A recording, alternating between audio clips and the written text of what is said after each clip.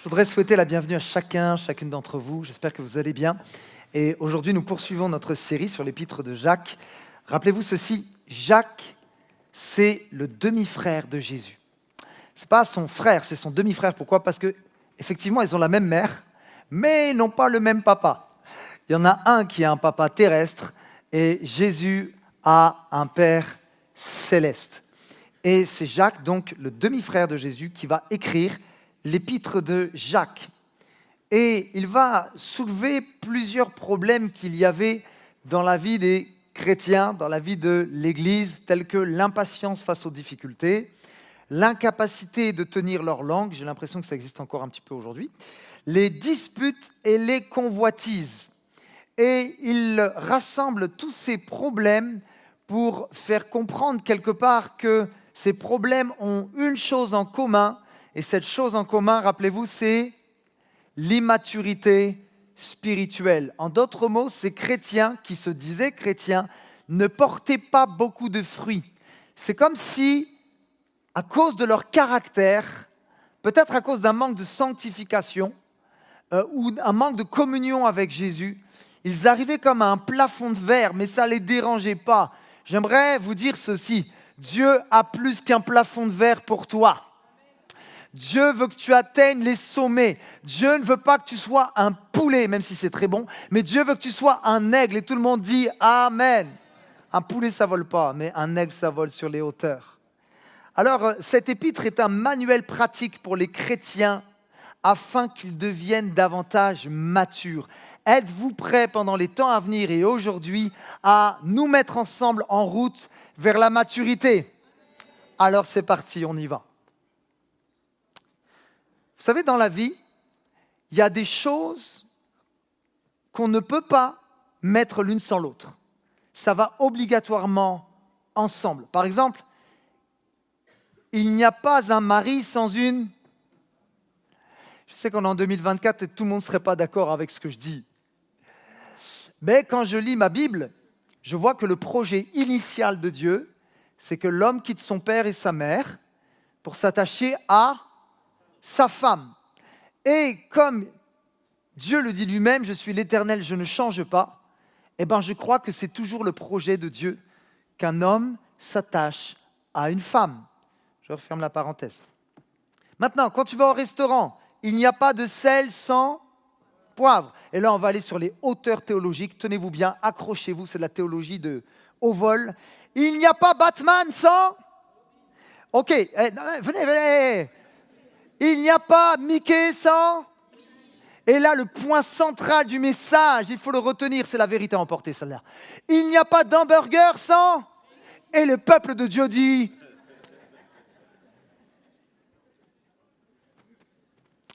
Alléluia. J'ai terminé mon message, bon dimanche à chacun. Non, la vérité. Et ça, c'est vrai, c'est ce que je veux vous partager aujourd'hui. Par-dessus tout, il n'y a pas de foi sans les œuvres. Et c'est ça que je voudrais te parler aujourd'hui. D'ailleurs, le grand réformateur Jean Calvin dira ceci, c'est la foi seule qui justifie, et pourtant la foi qui justifie n'est jamais seule. En d'autres mots, ce que Calvin dit, c'est que même si tu es sauvé par la foi seule en Jésus-Christ, la foi qui sauve n'est jamais seule. Le titre de mon message aujourd'hui est celui-ci, « Montre-moi tes œuvres ». Alors je sais que certains ils vont bugger en disant « Oh là là, qu'est-ce qu'il va prêcher le pasteur ?» Vous inquiétez pas, on va se plonger sans plus tarder dans le livre de Jacques, Jacques au chapitre 2 et au verset 14. Et voici ce que l'apôtre Jacques dira. « Mes frères et sœurs, que sert-il à quelqu'un de dire qu'il a la foi s'il n'a pas les œuvres ?» Et il posera une question qui peut intriguer plusieurs d'entre nous. Cette foi peut-elle le sauver ? Et plusieurs théologiens, plusieurs commentateurs bibliques disent que ces versets sont les plus controversés du livre de Jacques. Et je vais vous citer un autre réformateur qui s'appelle Martin Luther. Vous vous rappelez de Martin Luther ? Et lui, il n'était pas trop en amour avec l'épître de Jacques. S'il pouvait même retirer l'épître de Jacques du canon biblique, il l'aurait peut-être fait. Parce que Martin Luther va nommer cette épître l'épître de paille. Pourquoi? Il y a un contexte à cela. Luther, qui était un moine et qui s'enfermait dans ce monastère, qui était enfermé depuis des années, croulait sous le poids de la culpabilité parce qu'il estimait à chaque fois qu'il se rapprochait de la présence de Dieu qu'il n'était pas digne, qu'il n'était pas assez saint, et ça engendrait de la culpabilité. Il s'en rendait même malade. Jusqu'au jour où le Saint-Esprit est venu illuminer les yeux de son cœur lorsqu'il a ouvert l'épître aux Romains et il a découvert au travers des écrits de l'apôtre Paul que ce n'était pas par les œuvres que nous sommes sauvés, mais seulement par la foi en Jésus-Christ. Et ce joug qui l'écrasait a été ôté à la lecture de la parole de Dieu. Et Luther s'est mis à renverser lui-même, à combattre ces hérésies où il faut rajouter des œuvres à l'œuvre de Christ. Car l'œuvre de Christ à la croix est suffisante, que quelqu'un dise Amen. Alors quand Luther va lire Jacques, c'est comme s'il se dit « Mais mon bon Jacques, on a tellement galéré, pourquoi tu nous fais revenir en arrière ?» Mais en vérité, avec tout le respect que j'ai pour Martin Luther, il se trompait. Pourquoi? Parce que la Bible dit que toute écriture est inspirée de Dieu. Ça veut dire que Jacques a été inspiré par l'Esprit de Dieu et cette épître, je vous dis, elle est de Dieu et Dieu veut nous parler à travers Jacques. Que quelqu'un dise Amen. Alors la question qu'on pourrait se poser aujourd'hui, nous-mêmes en 2024, c'est est-ce que Jacques est-il en contradiction quand même avec Paul? Parce que ça a l'air d'être différent. Est-ce que Jacques est en train de renverser du revers de la main cette théologie du salut par la foi? Alors, pour qu'on comprenne ensemble ce que Jacques voulait faire, ce que Jacques voulait dire, je voudrais appeler mon ami Joël. Est-ce qu'on peut l'encourager, s'il vous plaît? On va illustrer quelque chose. Tu peux te mettre là? Imaginons que Joël, c'est l'apôtre Paul, ok? Mais en mode converti, hein? Pas en mode intégriste, sinon je suis mal barré. Et moi, je suis l'apôtre Jacques. En fait, il faut comprendre ceci. C'est que ces hommes ne sont pas en train de se combattre en face l'un contre l'autre. Je suis content que tu fasses semblant, mon frère. Mais ce qu'ils font, c'est plutôt qu'ils combattent ensemble, dos à dos, deux ennemis communs. L'apôtre Paul, notamment au travers de l'épître aux Romains, de l'épître aux Galates, a combattu cette fausseté, ces hérésies, comme quoi il faut rajouter des œuvres à l'œuvre de Christ, que non, pour être sûr là, on va rajouter des œuvres pour être sauvé. Et Paul dira à plusieurs reprises, non, c'est par la foi en Jésus que nous sommes sauvés. Mais Jacques, lui, va combattre une autre hérésie et il combat un type de foi. Voyez-vous, il y a deux types de foi. S'il y a la foi vivante, la foi qui sauve, la parole de Dieu nous indique qu'il y a une foi qui est morte. Et c'est une foi qui ne produit aucun fruit.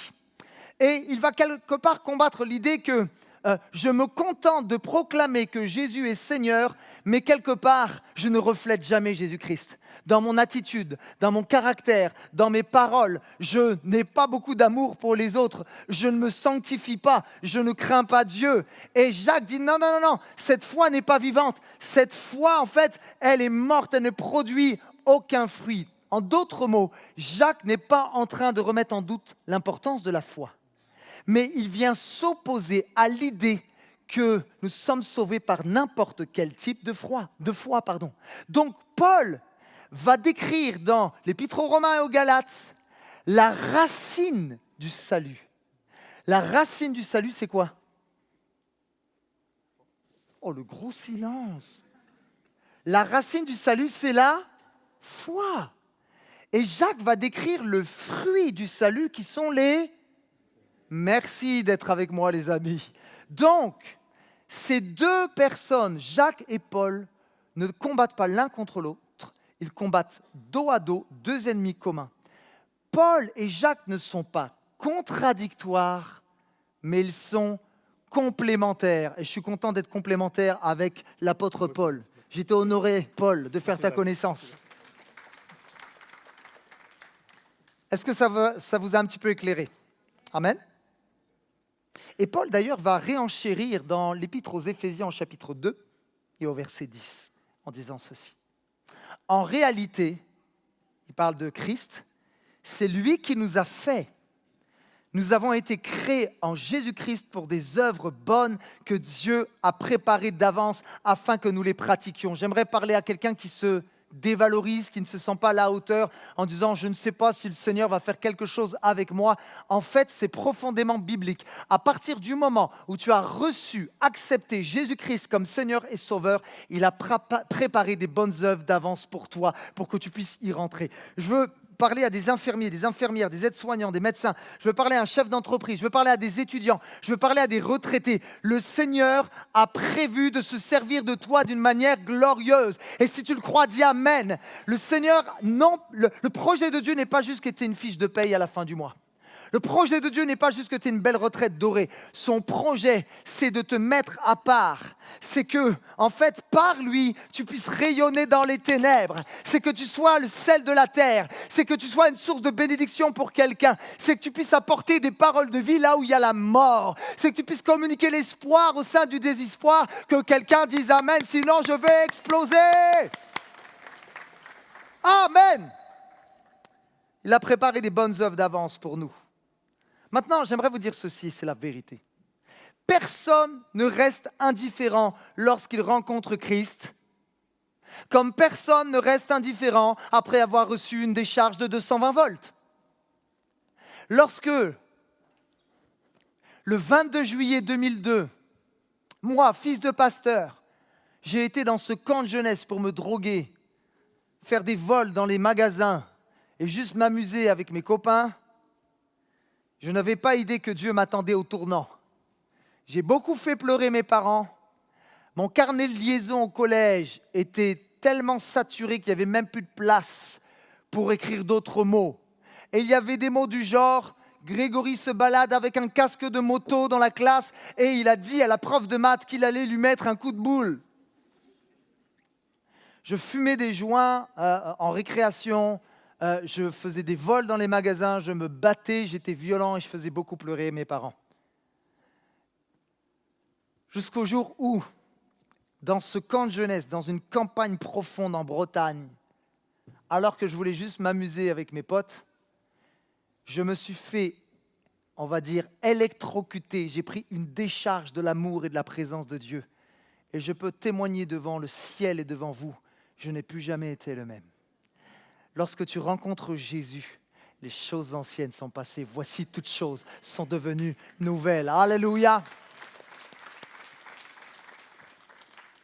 Dieu est capable de changer des intégristes et en faire des hommes de paix. C'est ce qu'il a fait avec Saul, qui est devenu Paul.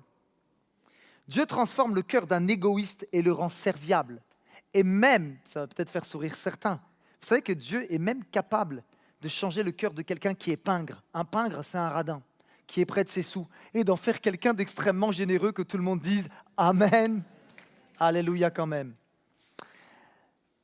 Ce que Jacques veut dire dans son épître, c'est que tes bonnes œuvres ne sont pas le moyen par lequel tu peux être sauvé, mais elles sont le résultat, elles sont une preuve que tu es né de nouveau.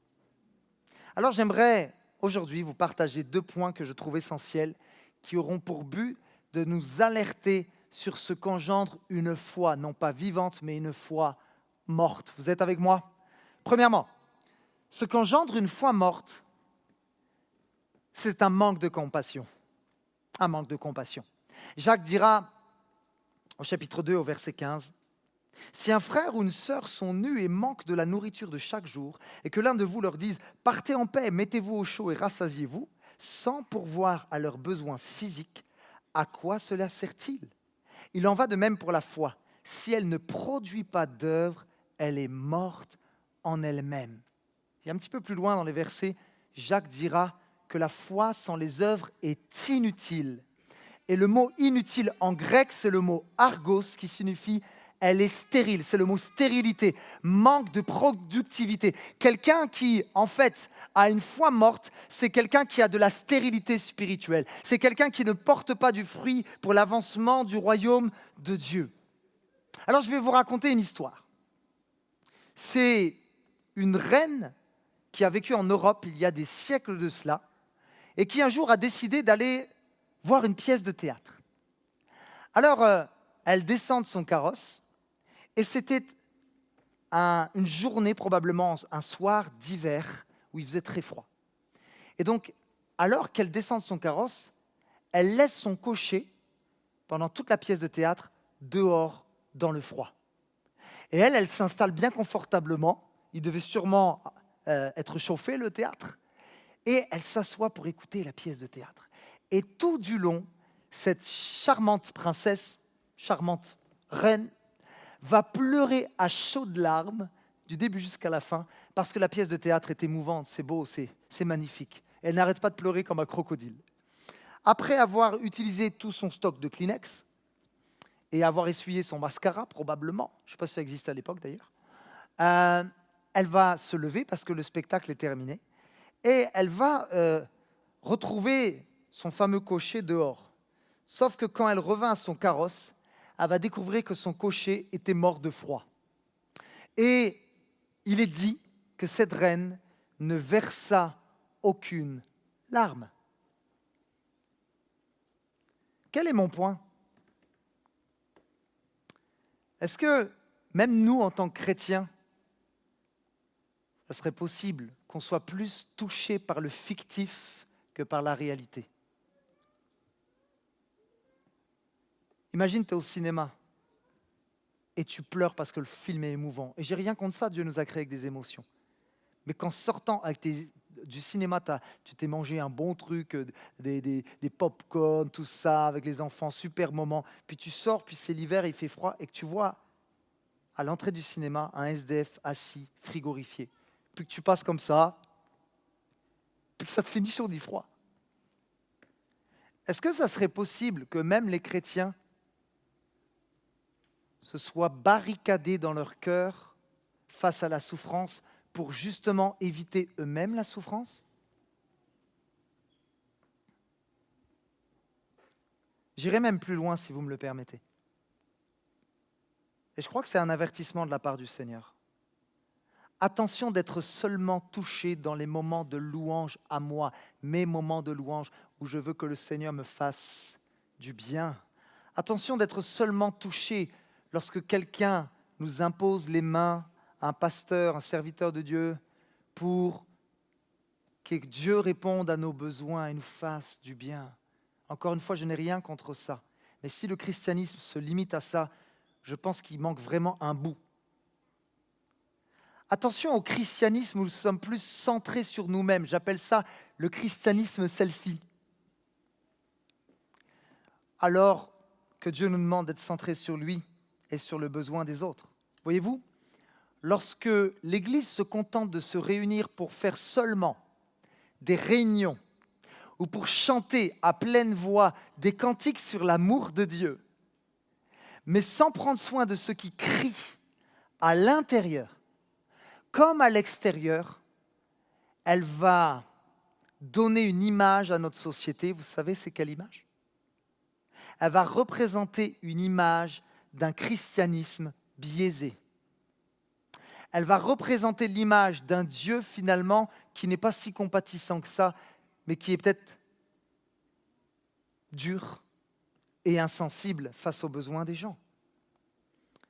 C'est un de mes professeurs de théologie au Canada qui nous a raconté en tant qu'étudiant cette histoire. À l'époque, il était itinérant et il tournait dans tout le Canada et aussi aux États-Unis, dans les églises. Et un jour, il est aux États-Unis, c'était un soir d'hiver, il devait faire une mission dans cette ville-là. Et il sort de sa voiture, il avait son manteau, il faisait très très froid.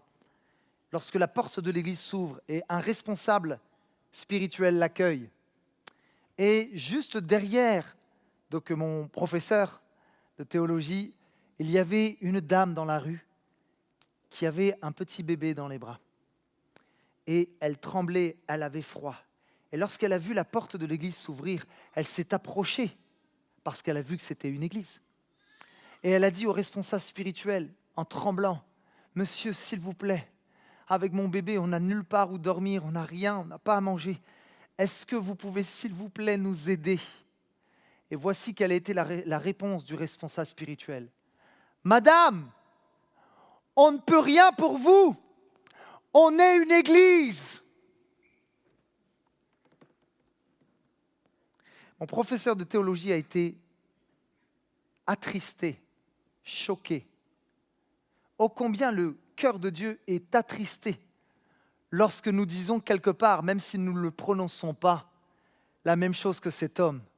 On ne peut rien pour la femme monoparentale, on ne peut rien pour celui qui est pauvre, on ne peut rien pour celui qui a été abusé, on ne peut rien pour celui qui est meurtri, parce que l'Église, c'est chanter des beaux cantiques et se faire du bien ensemble dans la présence de Dieu. Mais Dieu nous rappelle ceci, ce n'est pas mon cœur. Mon cœur est rempli de compassion.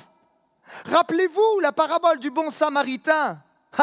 Il y a le samaritain qui est pas très aimé, d'ailleurs, des autres juifs. Mais il y a aussi dans cette histoire le prêtre et le lévite.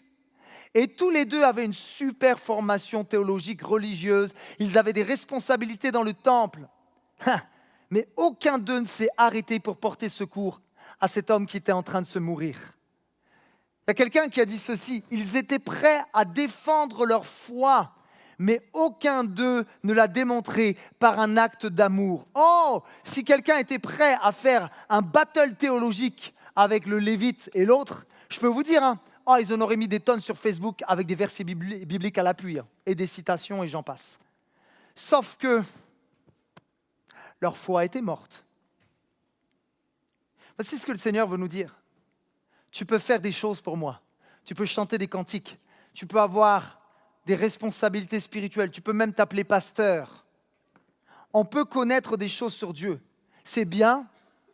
Tu peux en connaître des tonnes sur la théologie, sur l'histoire de l'Église. Tu peux connaître le grec, l'hébreu, l'araméen, sans connaître véritablement le cœur de Dieu.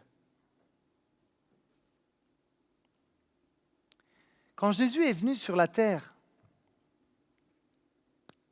il n'était en aucun cas hautain, méprisant à l'égard des plus faibles. Et lorsqu'il voyait une prostituée, lorsqu'il voyait un lépreux, lorsqu'il voyait des gens qui étaient méprisés, qui avaient faim, Jésus, certes, a comblé et a béni les gens, on va dire spirituellement. Il a comblé des besoins spirituels, il y a répondu. Mais Jésus a répondu aussi à des besoins physiques, en guérissant les malades, mais en pourvoyant aussi, rappelez-vous de cette histoire, à 2 reprises, les 5 pains, les 2 poissons, on le voit à 2 reprises. Dans une histoire, à la fin, il va rester 12 paniers pleins, parce que Dieu est un Dieu généreux. Et dans une autre, il va rester 7 paniers.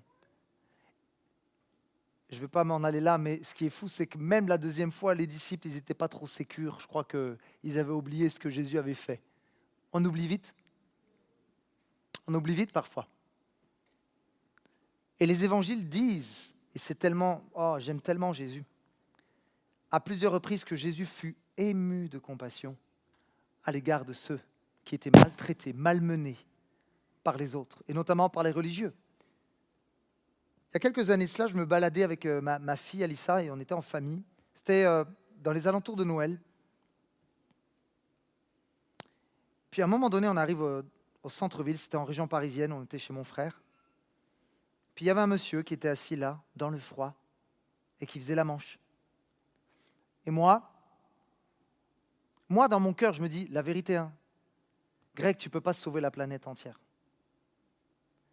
Et je ne voulais pas trop regarder la souffrance de ce monsieur, parce que je me suis dit, tu ne vas pas gâcher ta soirée, quoi. Puis j'ai continué à marcher. Puis à un moment donné, je sens ma fille qui me tire la manche comme ça. Je fais, qu'est-ce qu'il y a, Lisa? Elle me dit comme ça, papa. Et je vois des larmes dans ses yeux. Je fais, qu'est-ce qu'il y a? Mais t'as vu le monsieur comme moi? Je dis, bah oui, ça existe, ma chérie, c'est malheureux. Elle dit, mais papa, on ne peut pas rien faire. Il faut qu'on l'aide, ce monsieur. Parce que s'il reste dans le froid, il va mourir, papa. Et ma fille se met à sangloter, à pleurer, à chaudes larmes. Ça a gâché sa balade.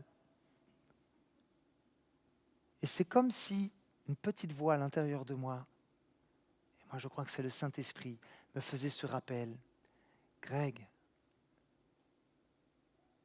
ne perds jamais ta sensibilité ton cœur pour ceux qui souffrent. Peuple de Dieu, ne t'habitue pas à la souffrance. Ne t'habitue pas à pleurer devant un film et à être sec et froid lorsque pour de vrai tu feras face à la misère. Et c'est une parole de Dieu pour aujourd'hui et pour son Église.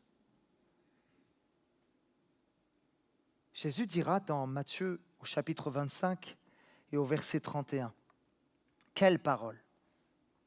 Et un jour, ce jour arrivera, que vous le croyez ou pas. Quand le Fils de l'homme viendra dans sa gloire, avec tous ses anges, il prendra place sur son trône glorieux. Tous les peuples de la terre seront rassemblés devant lui. Alors il les divisera en deux groupes, tout comme le berger fait le tri entre les brebis et les boucs. Il placera les brebis à sa droite et les boucs à sa gauche. Après quoi le roi dira à ceux qui seront à sa droite, « Venez, vous qui êtes bénis par mon Père, prenez possession du royaume, car il a préparé pour vous depuis la création du monde. Car j'ai eu faim et vous m'avez donné à manger. J'ai eu soif et vous m'avez donné à boire. J'étais étranger et vous m'avez accueilli chez vous. J'étais nu et vous m'avez donné des vêtements. J'étais malade et vous m'avez soigné. J'étais en prison et vous êtes venus à moi. » Et les disciples vont dire, « Mais Jésus, quand avons-nous fait cela pour toi ?» Et il répondra, et vous connaissez cette histoire, « Toutes les fois que vous l'avez fait à l'un de ces petits, c'est comme si c'était à moi, en personne, que vous l'avez fait. » Et c'est ce cœur que nous voulons avoir à l'Église Parole de Vie. Alors, je voudrais vous parler d'une association, peut-être que vous ne la connaissez pas. On s'y perd un peu, j'avoue, en France, avec toutes les lois. On a une assoce cultuelle, donc l'Église. On a une assoce culturelle pour les enfants, les ados, la jeunesse, les aînés. Et puis, on a une association de bienfaisance. On a 3 assos, en fait. Et on a une association donc, de bienfaisance qui s'appelle Actes de Vie. L'Église s'appelle Parole de Vie. Et je crois que Dieu est un Dieu d'actes qui nous appelle à passer de la parole aux actes. Donc ça s'appelle Actes de Vie et il y a des distributions alimentaires, notamment 3 distributions alimentaires par semaine. Je crois que c'est le mardi, le vendredi et le samedi. Et j'ouvre une parenthèse que je referme vite, mais il y a besoin de renforcer notamment l'équipe du samedi. Donc si ça parle au cœur de quelqu'un, libre à vous.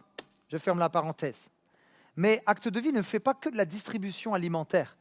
Actes de Vie fait plusieurs choses telles que la permanence sociale. La permanence sociale, c'est une assistante sociale qui accompagne les gens, qui aide les gens administrativement, qui les aiguille. Il y a également du conseil en gestion de trésorerie avec des professionnels, avec des comptables qui peuvent vous aider à gérer votre budget, à prioriser, peut-être à sortir d'une situation compliquée financièrement. Et dernièrement, et ça c'est une fierté, c'est une joie, on a réussi à avoir un partenariat avec le magasin Jouet Club Olivet. Ça c'est extraordinaire. Ouais, on peut applaudir le Seigneur. On était avec Zulika, qui fait partie aussi d'Actes de Vie, puis on était dans le bureau du responsable qui nous a accueillis, et on lui a parlé de ce qu'on voulait faire, notamment pour les enfants, parce qu'on s'est dit, c'est triste quand même, parce que mettez-vous à la place d'un enfant. Il y a des enfants, les parents ont très peu de moyens, et parfois il y a des enfants, papa n'est plus là, pour X raisons. Du coup, maman, c'est une maman monoparentale, c'est même pas qu'elle vit la maman, elle essaie de survivre. Et de faire de son mieux pour que ses enfants aient à manger et soient habillés. Et imagine le petit gars, après les vacances de Noël, qui rentre à l'école, et puis tous les enfants, et c'est normal, ils vont parler de ça. « Hey, t'as eu quoi comme cadeau à Noël ?» Et il va voir son copain avoir un super survêtement tout neuf avec des belles baskets. « Moi, mon père, il m'a offert ça, j'ai un super jouet, j'ai une PlayStation, j'ai eu ça. Et toi ?» Ben moi... Imagine la souffrance, la douleur que ça peut engendrer dans le cœur d'un petit gars, d'une petite fille. La comparaison, peut-être la dévalorisation. Et on s'est dit, non, il faut qu'on fasse quelque chose pour les enfants à Noël. Il faut qu'on donne du sourire aux enfants. Et cet homme, une fois qu'on lui a expliqué ce qu'on voulait faire, il nous a regardé comme ça. Il m'a dit, mais c'est tellement bien ce que vous voulez faire. Et il nous a regardé comme ça. Il n'est pas chrétien, le gars, que Dieu le bénisse. Il nous a dit, je vais tout faire, littéralement, pour que votre projet soit une réussite. Et ce qu'il va faire, c'est qu'il va mettre dans le magasin un grand traîneau de Noël et une collecte pour des jouets sera prévue pendant 1 mois au magasin Jouet Club. Et tous les gens qui auront à cœur de déposer des jouets neufs ou en bon état, en très bon état, pourront déposer ces jouets dans la hotte. Et au bout d'1 mois, on va tout récolter et il va nous les donner. Et on pourra redistribuer ces jouets pour les enfants. Vous dire que le samedi 7 décembre, les enfants vont venir dans ce lieu pour bénéficier d'un cadre qui va être chaleureux, avec des stands, il y aura des jeux, il y aura de la barbe à papa, il y aura du popcorn et il y aura un super spectacle. Et on voudrait vous inviter, les chrétiens de cette église, à participer, si vous le souhaitez, à cette collecte de jouets. Et on vous demandera, il y aura une annonce spéciale tout à l'heure pendant les annonces, si vous avez à cœur d'acheter des jouets neufs. Et là, je précise, ce n'est pas des jouets un peu en bon état, ou même des jouets, ça va. Ou même des jouets qui ont été utilisés, mais ça va, je vais les donner. Non, là, on parle de jouets vraiment neufs qu'on va aller acheter dans le magasin et qu'on va donner pour l'association. Alors, on va vous parler plus amplement de toutes ces choses. Vous dire aussi que si vous avez des questions concernant l'association, il y a quelqu'un qui se tiendra à votre disposition, un responsable de l'association Actes de Vie avec un gilet orange pétant, vous ne pouvez pas le louper, vraiment. Et je voudrais aussi parler à quelqu'un qui est dans le besoin. Si tu es dans le besoin, je t'en supplie, va voir un des responsables dans le hall tout à l'heure à l'issue du culte, parce que c'est dur de dire qu'on est dans le besoin. Quelque part, ça fait du mal à notre ego. Mais quand j'étais étudiant au Canada, si j'ai pu manger à chaque jour, c'est grâce à une église qui avait une association de bienfaisance. Et à chaque fois, je repartais avec mon colis alimentaire. Et les gens me regardaient en me disant, Greg, que Dieu te bénisse. Et je pouvais manger grâce à eux. Et lorsque le pasteur de cette église prêchait l'amour de Dieu, il était crédible. Cette église était crédible parce qu'ils étaient passés de la parole aux actes. Que quelqu'un dise amen. Nous voulons être une église crédible. Nous voulons passer de la parole aux actes. Je prie que l'église Parole de Vie soit reconnue pour être une église remplie de compassion. Vous savez, on était dans une semaine de jeûne et prière. Enfin, vous étiez au courant? Alléluia quand même. On a passé un super moment de jeûne et de prière avec certains frères et sœurs de l'église. Et je ne veux pas radoter, mais vraiment, ce n'est pas culpabilisant. Oh, peut-être un peu, ce n'est pas grave. Ceux qui n'étaient pas là, vous avez loupé. Hein. Non, vraiment, vous avez loupé quelque chose. Et je vous invite vraiment, j'invite l'Église à mettre ces temps à part. Ce sont des temps précieux. Ce sont des temps qui nous permettent de rentrer dans une autre dimension spirituelle. Ce sont des temps où Dieu parle d'une manière particulière à son Église. Et je veux vraiment vous exhorter que lorsqu'on fait ces semaines de jeûne et prière, que ce ne soit pas juste quelques chrétiens de l'Église qui se sentent concernés. Si vous êtes un enfant de Dieu, vous êtes concerné. Alors, je sais que certains, vous travaillez, vous avez des responsabilités, mais je connais des parents, par exemple, qui vont 1 fois sur 2 le soir et ils se mobilisent pour chercher le cœur de Dieu. Et je crois que quand l'Église fait ça, il y a la faveur de Dieu. Alléluia. J'exhorte vraiment l'Église à se mobiliser dans le jeûne et dans la prière. Vous savez, à l'époque, il y a des gens qui jeûnaient et qui priaient aussi, sauf qu'ils le faisaient avec une indisposition de cœur, et on se trouve dans le livre d'Ésaïe. Et Dieu va parler à Ésaïe parce qu'à l'époque, les Juifs jeûnaient, mais ils jeûnaient en se chicanant. Il y avait un esprit de dispute alors qu'ils étaient censés s'humilier devant Dieu. Et Ésaïe va écrire ceci, nous sommes dans Ésaïe 58 à partir du verset 6. Et Dieu va dire au travers du prophète, « Voici le jeûne auquel je prends plaisir. Détache les chaînes de la méchanceté. Dénoue les liens de la servitude. Renvoie libres les opprimés. Et que l'on rompe toute espèce de joug. Partage ton pain avec celui qui a faim. Et fais entrer dans ta maison les malheureux sans asile. Si tu vois un homme nu, couvre-le et ne te détourne pas de ton semblable. Et là, il y a une promesse extraordinaire. Je voudrais juste m'arrêter et vous dire ceci. Il y a des promesses, il y a des bénédictions que Dieu nous donne sans qu'on aille les chercher. La Bible dit qu'il pleut sur les bons comme sur les méchants. Mais il y a des promesses, il y a des bénédictions qui sont dans la parole de Dieu conditionnelles. Et ça, c'est une bénédiction qui est conditionnelle. Et voici ce qu'il dira. En gros, Dieu dit, si vous avez ce cœur, en d'autres mots, mon cœur, ce cœur rempli de compassion, ce cœur généreux pour ceux qui souffrent, ça va aller. Voici ce qu'il est dit. Alors ta lumière poindra comme l'aurore et ta guérison germera promptement. Ta justice marchera devant toi et la gloire de l'Éternel t'accompagnera. Alors tu appelleras et l'Éternel répondra. Tu crieras et il dira, me voici. Ce que Dieu est en train de dire à son Église, c'est ceci. Quand tu as mon cœur, quand tu pourvois aux besoins de ceux qui souffrent, quand tu ne te détournes pas de celui qui est malade, je vais lui imposer les mains à ce micro. Quand tu es vraiment rempli de compassion, toi-même quand tu seras en galère, toi-même quand tu souffriras, toi-même quand tu auras faim, toi-même quand tu seras en galère financièrement et tu diras « Seigneur, j'ai vraiment besoin d'être aidé », le Seigneur interviendra en ta faveur, que quelqu'un dise « Amen ». Alléluia. Alléluia.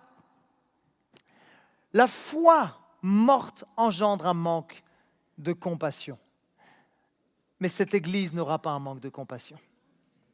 Et je veux déclarer prophétiquement que la renommée de Jésus-Christ va se répandre dans cette ville d'Orléans à cause de la compassion qui émanera de nos cœurs. Que quelqu'un dise Amen.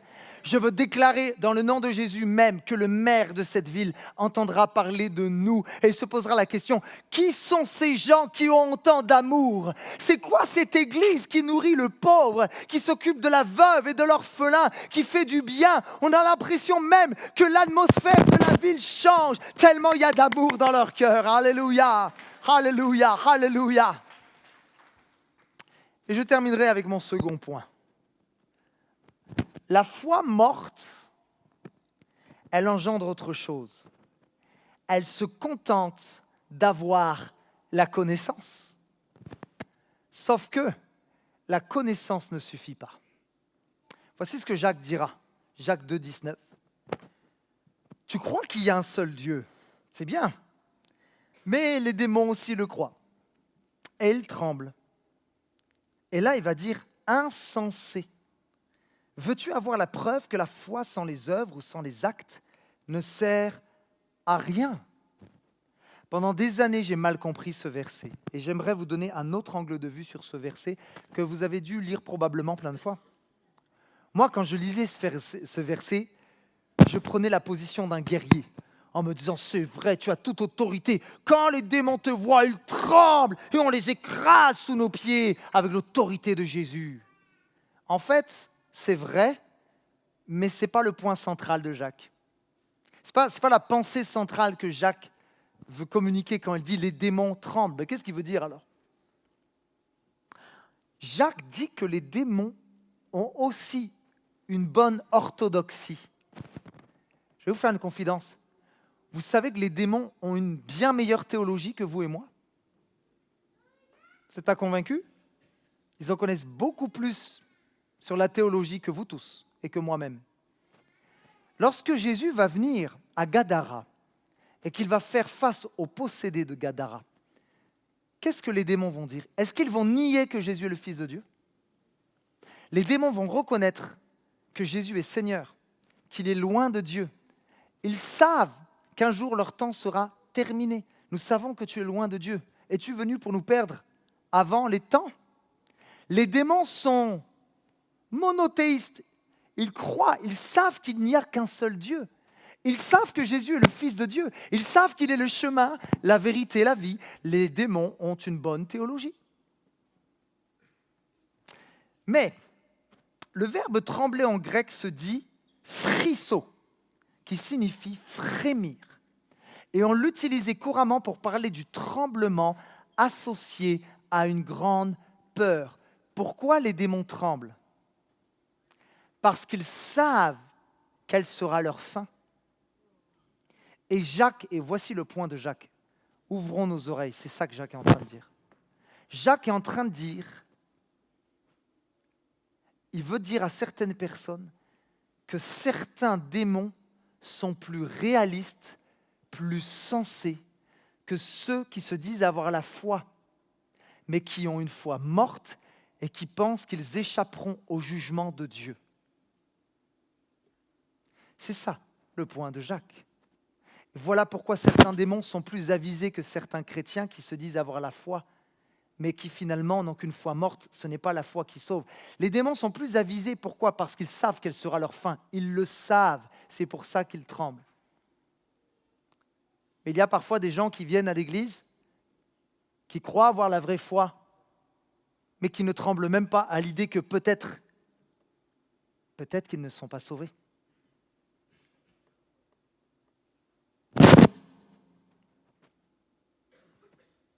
Et Jésus va donner un avertissement solennel lorsqu'il dira ceci. Ceux qui me disent « Seigneur, Seigneur » n'entreront pas tous dans le royaume des cieux,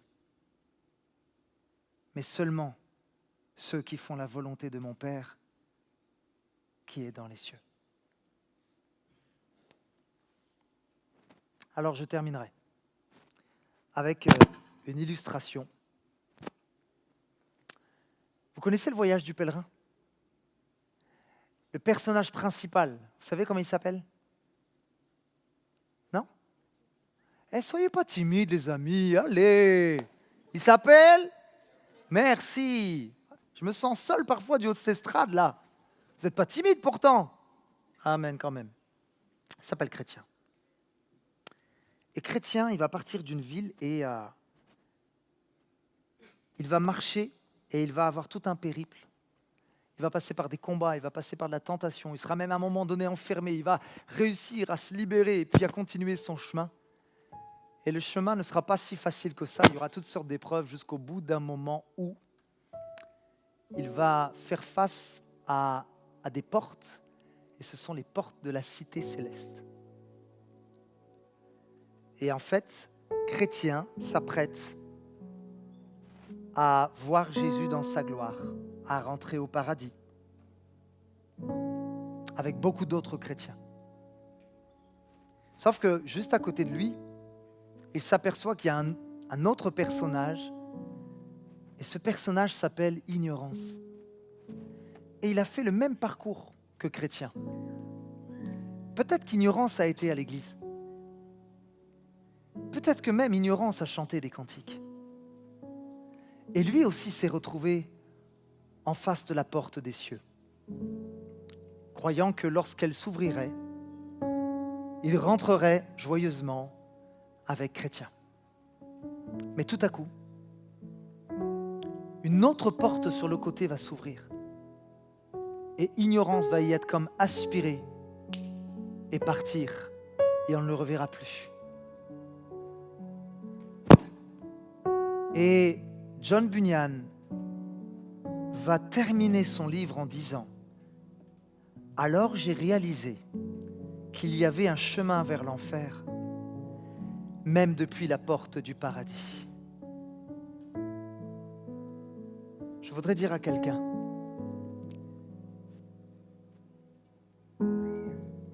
tu sais, le fait d'aller à l'église ne te sauvera pas. Le fait d'avoir une bonne théologie ne te sauvera pas.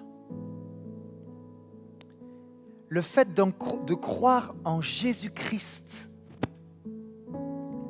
mais sans te détourner de tes mauvaises voies, ne te sauvera pas.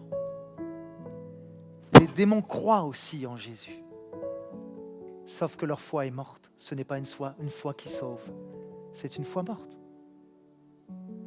Jésus dira, il y a beaucoup de personnes qui croient sur la terre être sauvées. Il y a même des gens qui chassent des démons et qui guérissent des malades et qui croient être sauvés. Mais Jésus leur dira dans son ciel de gloire, retirez-vous de moi, je ne vous connais pas.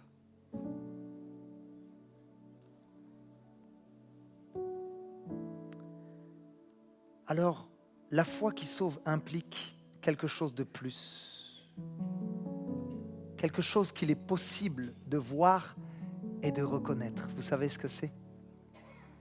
C'est une vie transformée.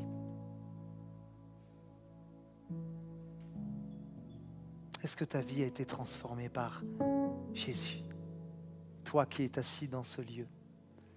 Est-ce que ton caractère a évolué?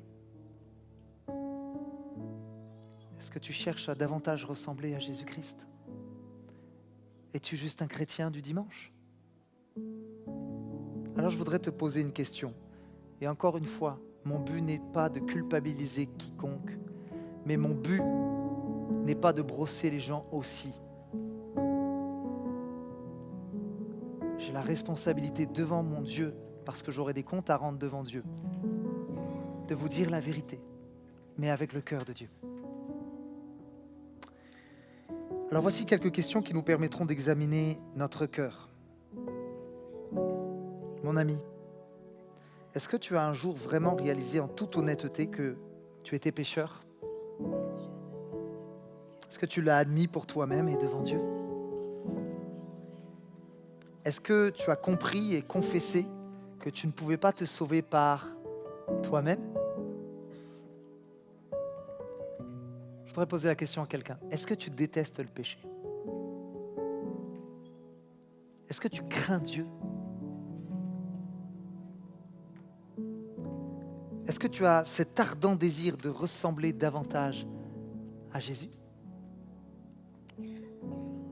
Et dernière question, est-ce que tu es véritablement prêt lorsque le Seigneur Jésus reviendra dans son ciel de gloire chercher ceux qui lui appartiennent? Alors je voudrais te faire ce rappel, nous faire ce rappel en guise de conclusion. Oui, c'est vrai, nous sommes sauvés par la foi seule. Mais rappelons-nous que la foi qui sauve n'est jamais seule. J'ai terminé. Vous pourrez fermer les yeux? Alléluia. Quand vous applaudissez, vous pouvez le faire pour du vrai. Alléluia. Et c'est le Seigneur qu'on applaudit. C'est sa parole. Alléluia. C'est pas le genre de message qui appelle les gens à crier sur les chaises.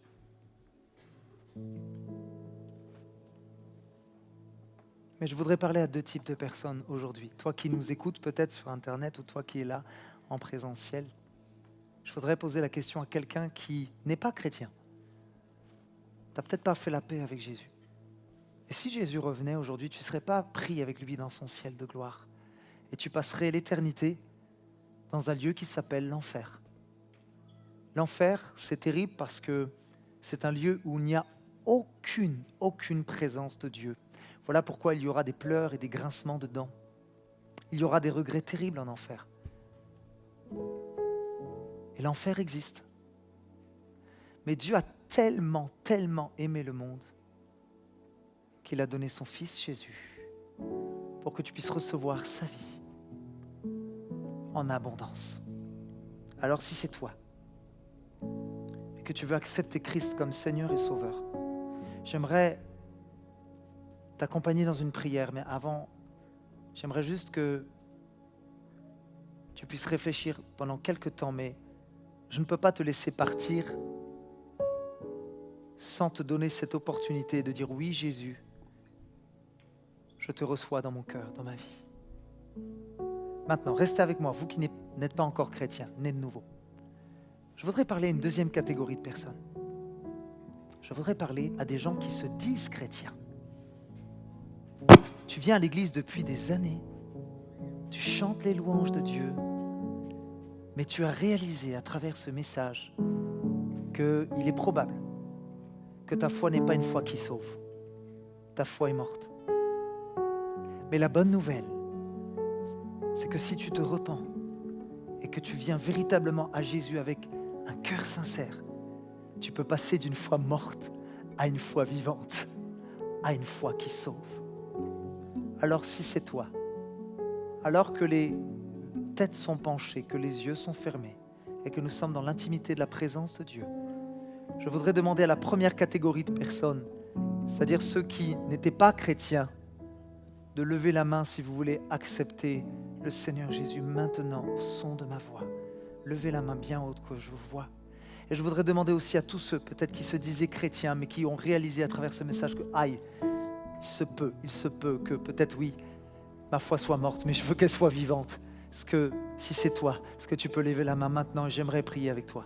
Oui, je vois certaines mains qui se lèvent. Oui, je vous vois sur le côté. Je vous vois au milieu. Le Saint-Esprit fait une œuvre maintenant dans les cœurs. Je vous vois sur le côté à droite, également à gauche. Le Seigneur voit vos mains. Vous pouvez baisser maintenant vos mains. J'aimerais vous conduire dans une prière. Et tous ceux qui sont nés de nouveau, tous ceux qui sont chrétiens, est-ce qu'on pourrait prier avec eux pour les encourager? Voilà quelle est cette prière. Je vous demanderai juste, peut-être ça peut être du bout des lèvres, mais du fond du cœur. Répétez avec moi cette prière. Jésus, je viens devant toi en reconnaissant que je suis pécheur. Aujourd'hui, je te demande pardon pour mes péchés. Et je prends la décision de me détourner de mes mauvaises voies. Je te reçois dans mon cœur comme Seigneur et Sauveur. Et à partir d'aujourd'hui, je décide de te suivre dans le nom de Jésus. Et tout le monde dit Amen. Et là, on peut vraiment acclamer le roi des rois.